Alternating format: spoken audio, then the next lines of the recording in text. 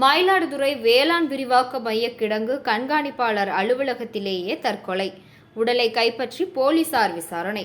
மயிலாடுதுறையில் உள்ள வேளாண்மை விரிவாக்க மையத்தில் கிடங்கு கண்காணிப்பாளராக பணியாற்றி வந்தவர் மணிக்குமார். தஞ்சாவூர் மாவட்டம் பாபநாசத்தை அடுத்த பசுபதி கோவில் பகுதியைச் சேர்ந்த இவர் தினமும் ரயில் மூலம் சுமார் 2 மணி நேரம் பயணித்து பணிக்கு வந்து சென்றுள்ளார். இவருக்கு கடன் சுமை இருந்ததாக கூறப்படுகிறது. மேலும் சனி, ஞாயிறு மற்றும் விடுமுறை நாட்களிலும் பணி செய்ய வேண்டியிருந்ததால் பணிச்சுமை காரணமாக மன அழுத்தத்தில் இருந்ததாகவும் கூறப்படுகிறது.